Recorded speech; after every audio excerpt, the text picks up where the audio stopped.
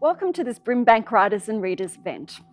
This event is being held on the traditional lands of the Wurundjeri people, and I wish to acknowledge them as traditional owners and pay my respects to their elders, past, present, and emerging. The Brimbank Writers and Readers Festival is an annual event that encourages a love of reading, literature, and storytelling. And it celebrates creativity and diversity and promotes lifelong learning in Brimbank. Brimbank City Council is delighted to present the online Brimbank Writers and Readers Festival, a partnership between Brimbank Libraries and Bowery Online. I'd also like to extend thanks to key sponsor, Victoria University. My name is Imbi Neeme. Amra Pajalic is an award-winning author, an editor, and a teacher. Her debut novel, The Good Daughter, won the 2009 Melbourne Prize for Literature's Civic Choice Award and was shortlisted in the Victorian Premier's Awards for an unpublished manuscript by an emerging writer.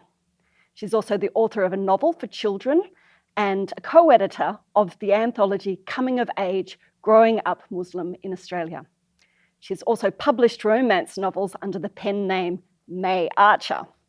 Her heartfelt memoir, Things Nobody Knows But Me, describing her childhood in the shadow of her mother's mental illness and stretched between Australia and Bosnia, was published last year. And that's the work we're going to focus on today. Welcome, Amra.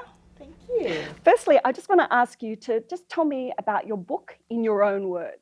My memoir is about growing up, being raised by a mum, a sole parent, who suffers from bipolar.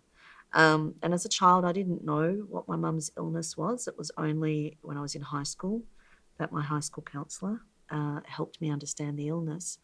And so it's navigating that childhood and that uncertainty and the not knowing and showing what it's like to have a family member who suffers from this mental illness, because bipolar is characterised by highs and by lows.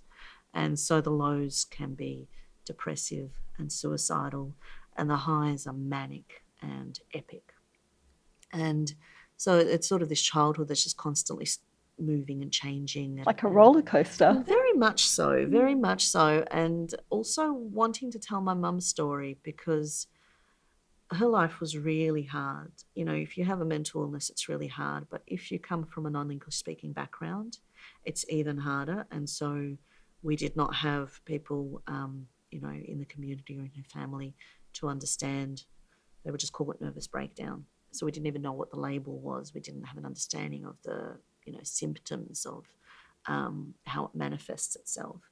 And so it's also about that journey, about, the perspective of someone from a non-English speaking background, because it does, there's stigma towards mental illness everywhere. But when you come from a community that doesn't have the language to talk about it, that treats people who are different, like in Yugoslavia, which was communist, it was that anyone who is different is hidden away, is put in an institution. And so that creates even more stigma and even more shame around it. That sounds like a lot of material to draw on. There was a study in the late 80s where researchers found that by writing things down, we're forced to confront ideas one by one and give them some kind of structure, which can lead to new perspectives. And so we end up crafting our own life narrative and gaining a greater sense of control of our lives and the meaning of our lives. So as a child, I feel like you, having read the book, you had very little control over your life. You were weathering your mother's moods, but also moving back and forth between sort of Bosnia and Australia. So I'm wondering, did writing about it, reflecting back on it, help you kind of regain a sense of control that you didn't have as a child? Definitely. I mean, as a child, I would always talk about my life, and I would always talk about things that were happening because I was always trying to find a way of making meaning from it. And when I would talk to people about some of the things that happened to me and I would see their reaction, I would realise this wasn't normal.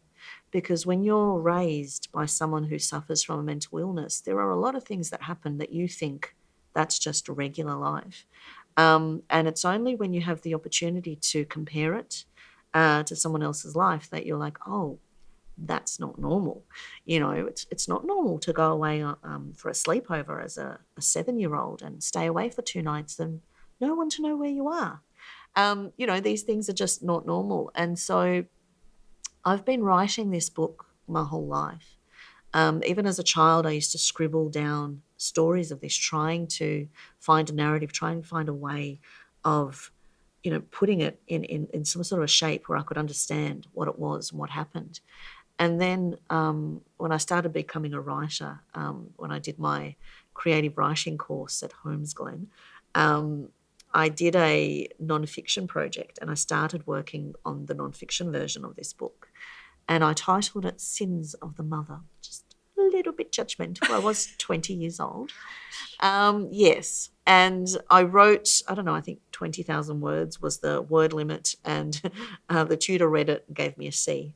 And I, of course, hid it away. And then I wrote it as a fiction version because I felt the need to write about it, but I could not put myself on the line like that. I could not expose myself. That was The Good Daughter. That's right. That was your first published book. That's right. So that was my debut. And then I became a mother myself at 31. And after having my daughter, I felt like I was going through PTSD. All these flashbacks of my childhood started coming back, all this anger at my mum because I felt this overwhelming love for my daughter.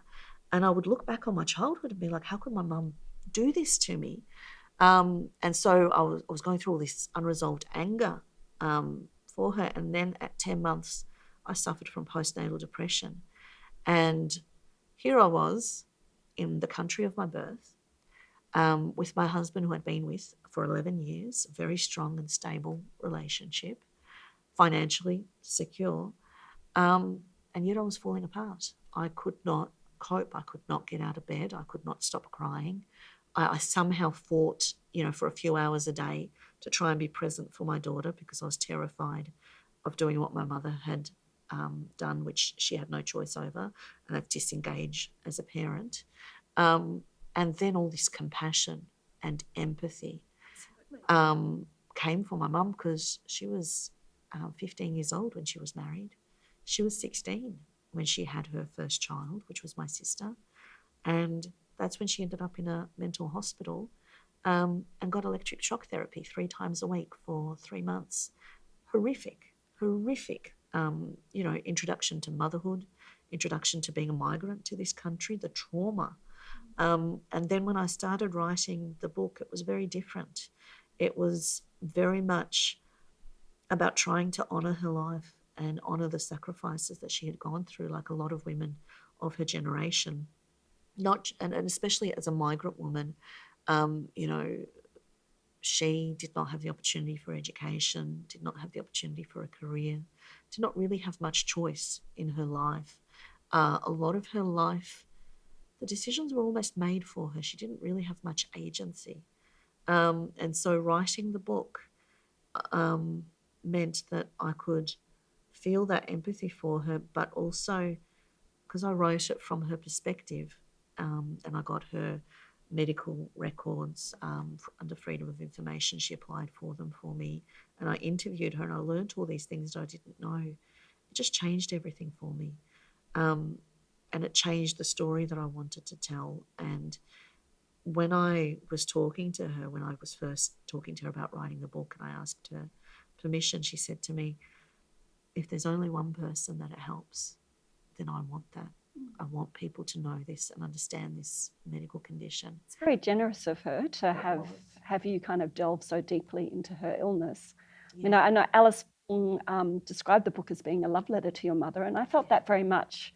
And I also was, I really loved how you spent quite a bit of time in your mother's shoes, because a lot of memoirs tend to kind of restrict themselves just to the writer's point of view. And as we know, there's lots of different points of view, there's lots of different experiences in any sort of event. So I guess I just want to touch briefly to say I was really sorry to hear about the death of your mother, and shortly after the book sort of was published, and that must have been terrifically hard for you. But I guess, how did she feel about the book? I mean, she got to read it before she passed? Well, she read the draft when I got to the point of finishing it and considering to submit it. And what you said about her being generous, she was amazing because she read it.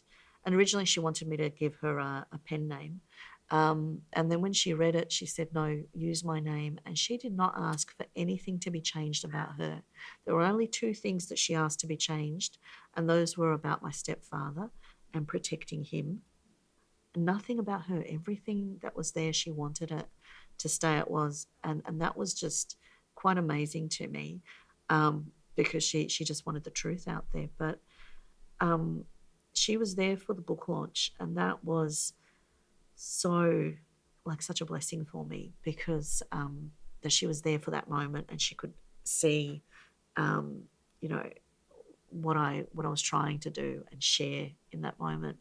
And then afterwards, I would visit her every week, and every week I would, there would be a review or an email from someone I had received about the book, from a reader, and I would read it to her, and she would just cry so much. And I just always kept saying to her, see, Mum, it has helped someone, because I had a lot of people who, even the journalists who were interviewing me, who had family members that suffered from bipolar, and so they could really relate to parts of the story. I had people who are migrants writing to me. I even had the most fascinating week where I had 2 emails from 2 different men. One of them, a migrant from Bangladesh, who could connect with my father, who was a violent, he committed domestic violence against my mum.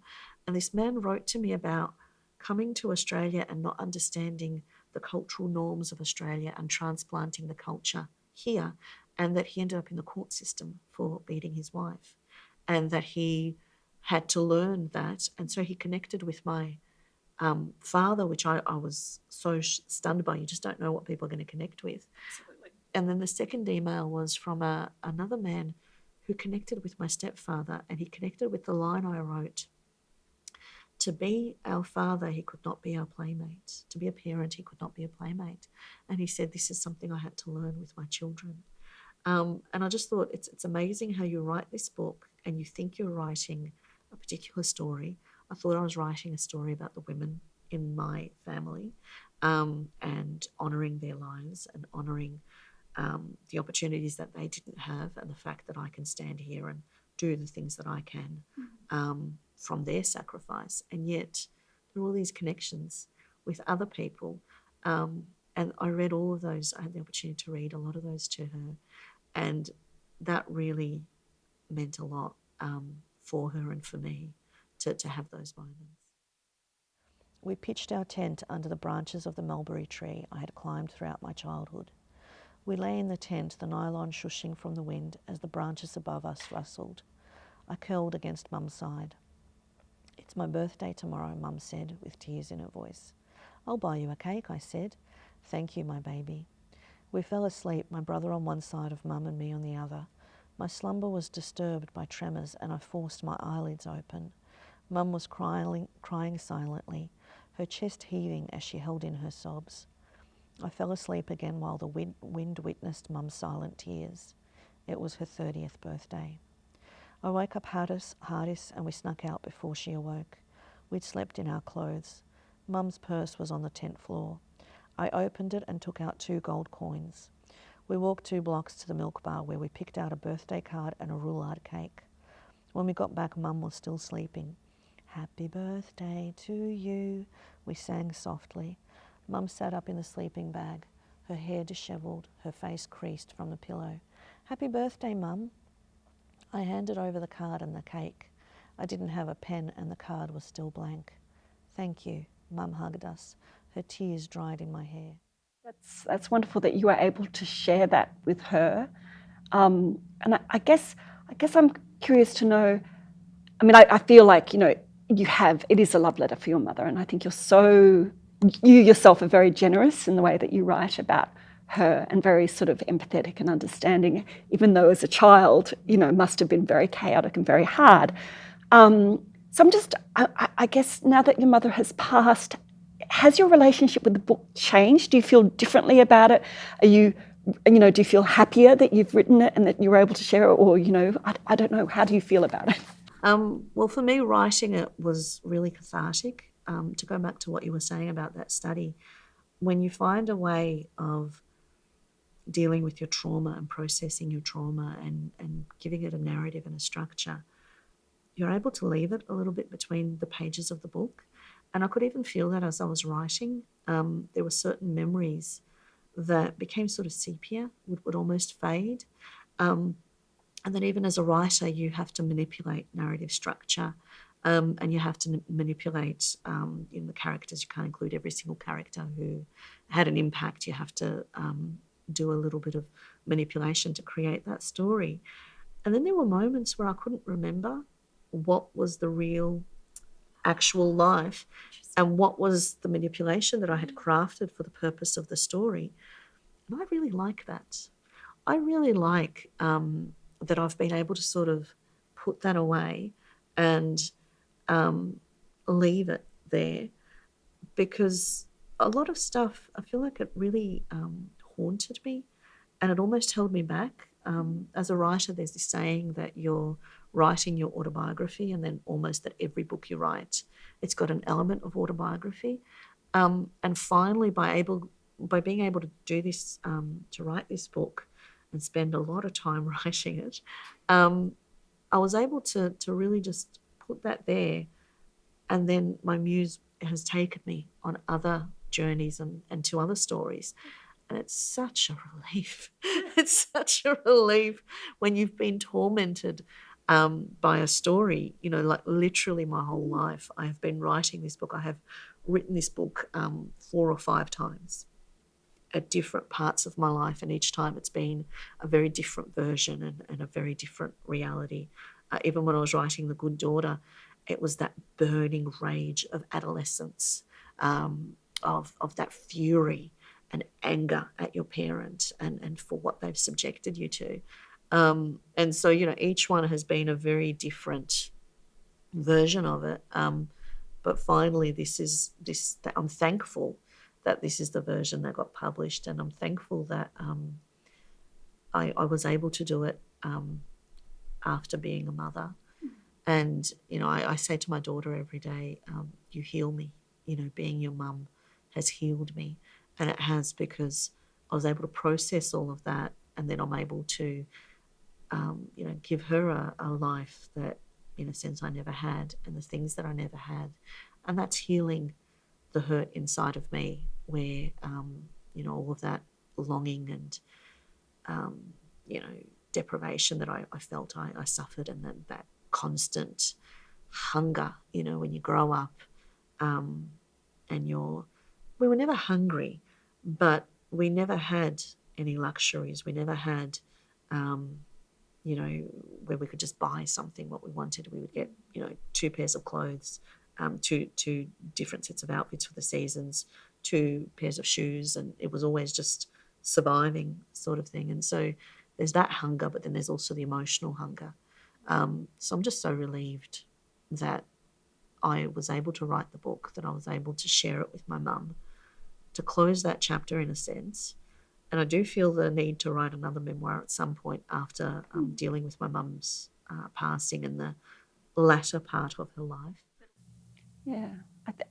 Just going back to what you said about sort of with your daughter and the healing that came from being a mother, I kind of, I may be presuming here, but I think there probably was a lot of healing in the book for your mother, Yeah, I think there was. I think also for her, she'd spent so much of her life just having to survive. And it's fascinating also because she had to depend so much on other people, and she had to emotionally manipulate also in a lot of instances people. And that part of that is also the pathology of the illness, but it was also just literally needing to survive. And I feel like writing the book and having a better understanding, I was able to see her more. And I was also able to accept like all of the flaws in her character that up until that point I'd really judged, and I judged her very harshly. And then I was sort of able to have that perspective, because when you have someone in your circle who has a mental illness, you spend your whole life going, is that the person or is that the illness? Is that act a result of the person or is that result of the illness? And then you have to constantly forgive, because can you actually judge them for the act? Because is it them or is it the illness? Are they in charge? Is it something that they can control? And it's something that, there are still certain parts, especially in the few years before she passed, that I'm still processing and going through that. But I am coming to a better understanding where it's perhaps there is no difference. It just is. And there is forgiveness is the key. That's really. right. There's no point in running those circles and going, blame, not blame, blame, not blame. It's just sort of a little bit more of acceptance. And she was a flawed person and she did the best that she could. That's all we can do. I know that you had a hard time finding a home, a publisher for this work, and I just wanted to just get a little sense of what that journey was like to publication, how hard that was for you, especially with something that was so close to your heart. Yes. Well, as I said, I've written so many versions of this book. So I also wrote two versions. Like the first version I wrote, it was very much my point of view, my mum's point of view. And I submitted that to my agent and she was like, yeah, nah. Can you rewrite that, please, in your point of view? And I had Alice Pung mentoring me. I received a grant from Creative Victoria for her to mentor me. And she was like, oh, they're just, maybe your agent is more focused on making it commercial. And she was like, you don't need to change it. And I thought, no, I was happy to receive the feedback and I was open to it. And so I wrote it again, this time putting it in my point of view. Went back to my agent and she submitted to 5 publishers and all of them said no. And at that point, my agent was like, I'm done here. And I was like, well, I'm not. And she was like happy for me to continue submitting. And so getting those rejections, it is a bit of a knock. It is a bit hard.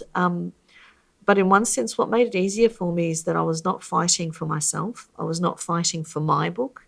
I was fighting for my mother and for validation for her. And so even though the knocks took me down a little bit, I was able to sort of keep that strength for her.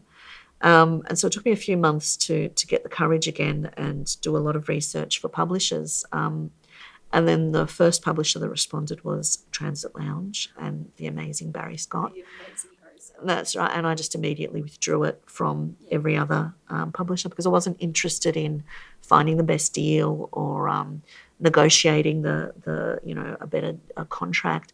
I just wanted the story published with someone who saw her and who cared and who connected. And so I was really, really lucky and honoured that Barry saw the book and saw the story and wanted to publish it. And he was there when, at the launch and my mum did not stop crying. And then I could not stop crying. And then it became quite everyone was just like, oh.